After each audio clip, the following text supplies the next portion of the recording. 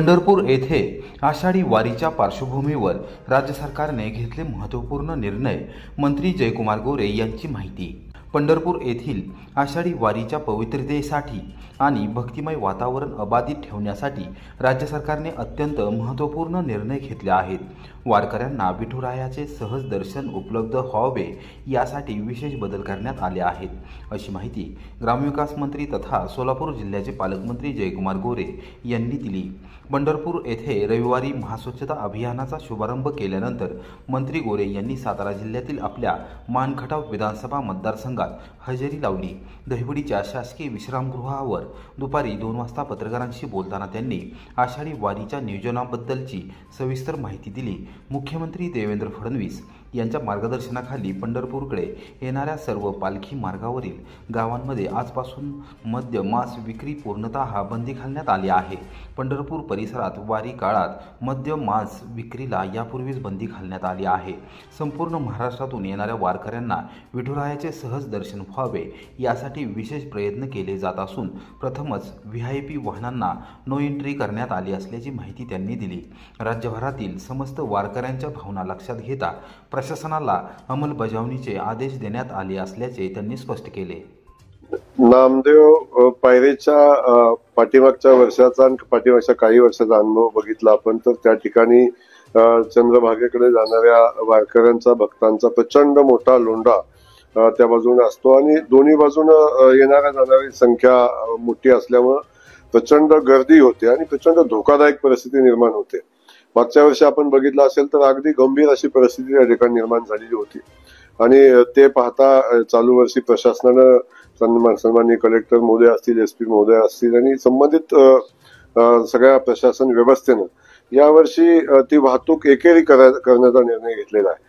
आणि त्या ठिकाणी जर एकेरी वाहतूक शेवटचे 3-4 दिवस जर राहिली तर मला वाटतं जो फ्लो आहे तो जाणारा एका बाजूने जाईल, येणारा एका बाजूने येईल आणि जो गोंधळ उडतो तो उडणार नाही आणि वाहतूक सुरळीत व्यवस्थित राहिल्यामुळे काही एखादी दुर्घटना घडण्याचा धोका तिथून टळेल अशा पद्धतीची परिस्थिती पोलिसांनी यावेळी केलेली आहे।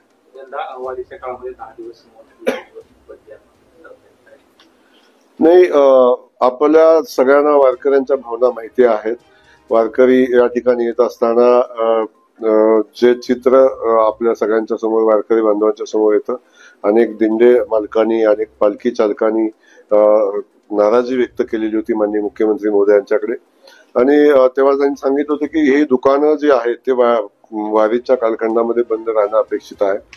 त्या दृष्टीने माननीय कलेक्टर महोदयांनी निर्णय घेतलेला आहे की वारीच्या आषाढीच्या अगोदर 7 दिवस आणि आषाढी नंतर 3 दिवस हे दुकानं बंद ठेवण्याचा निर्णय आपण घेतलेला आहे।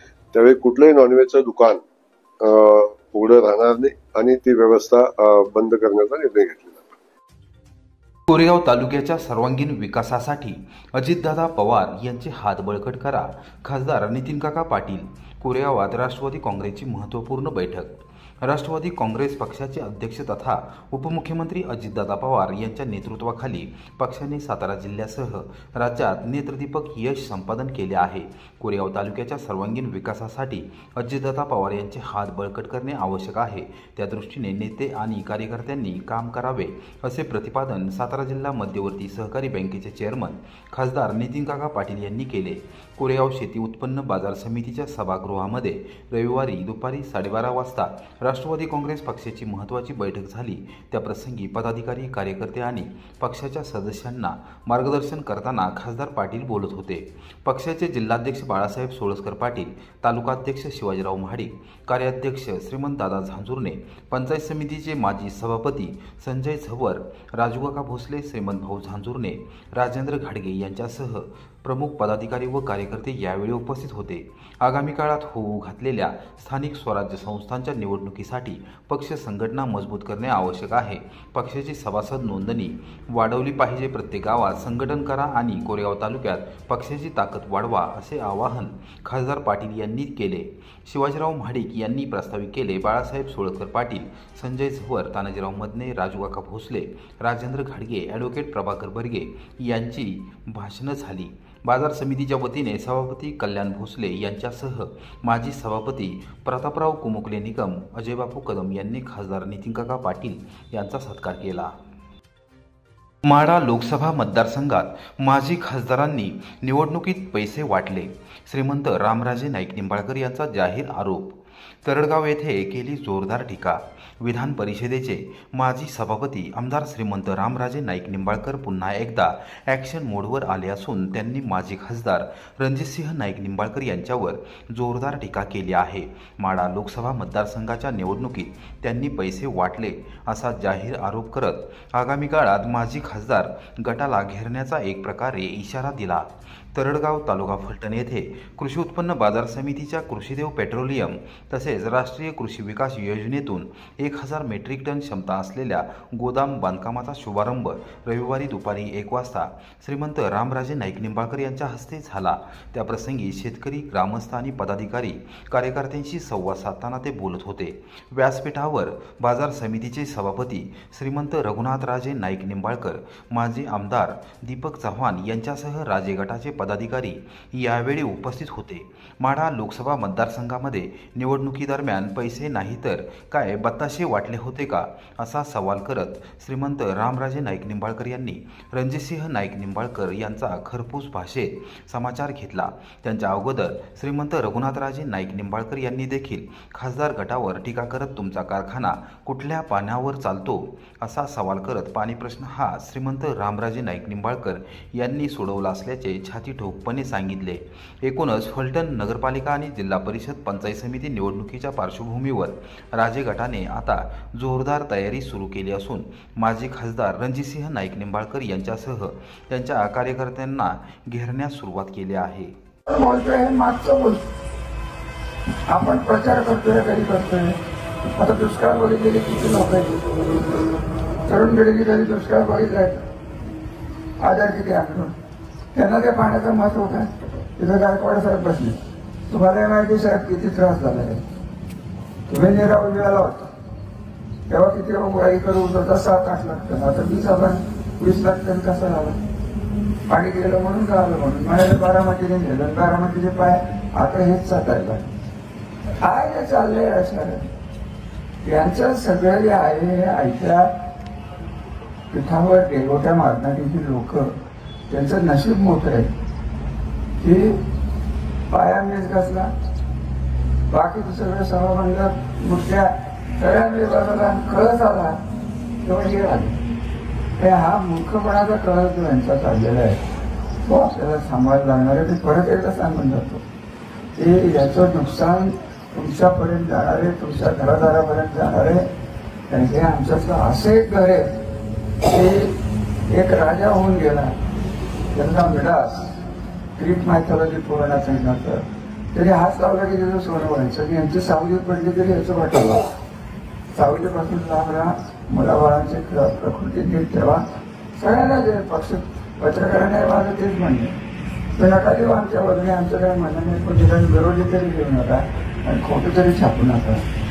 काय खरं एवढं तरी येत तरी व्यासला मला पत्रकार ते पाहिजे. त्यामुळे तुम्ही बोला मग आम्ही बोलू असं होईल. तुला पैशांचं नागरिक ठरवलं तुला कळत नाही काय चांगलं काय वाईट. ते चालले पत्रकारिता अशी पत्रकारिता आरोग्य केली नाही. आता याच्या समोर बसले त्याचे निर्णय ओळखत नाही.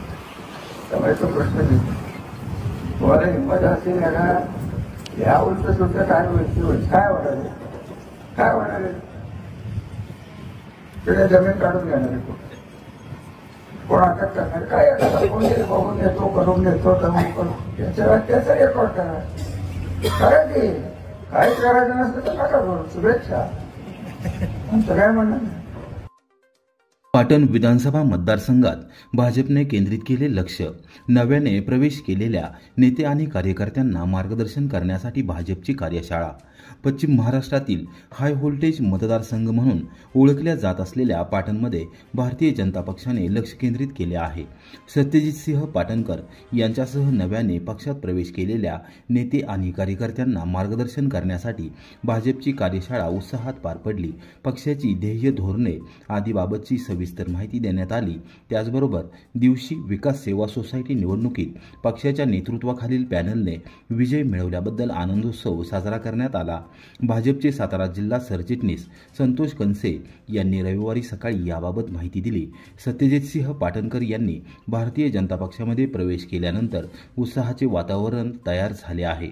पाटण तालुक्यातील सर्व कार्यकर्त्यांना पक्षाची विचारधारा, संघटना आणि कार्यप्रणाली अवगत व्हावी यासाठी सर्व मंडलाध्यक्ष, सर्व मंडलाचे नवनिर्वाचित पदाधिकारी आणि जिल्हा परिषद पंचायत समितीचे माजी सदस्य, सहकार क्षेत्रातील पदाधिकारी यांना मार्गदर्शन करण्यात आले।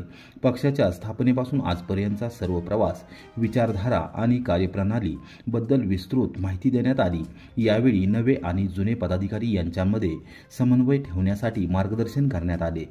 सत्यजितसिंह पाटणकर भाजप युवा मोर्चाचे जिल्हाध्यक्ष चिन्मय कुलकर्णी, याज्ञसेन पाटणकर पाटण विधानसभा मतदारसंघाचे निवडणूक प्रमुख विक्रमबाबा पाटणकर, हिंदूराव पाटील, मंडल अध्यक्ष रवींद्र पाटील, सुर्वे सर, चंद्रकांत भिसे, गणेश यादव, प्रज्ञा आघाडीचे जिल्हाध्यक्ष भैयासाहेब पाटणकर यांच्यासह पाटण मतदारसंघातील कार्यकर्ते यावेळी उपस्थित होते। दिवशी विकास सेवा सोसायटीमध्ये पहिल्यांदाच भाजपची सत्ता आली असून सर्व नवनिर्वाचित संचालकांचा सत्कार करण्यात आला। सोसायटीच्या विजयाबद्दल आनंदोत्सव साजरा करण्यात आला।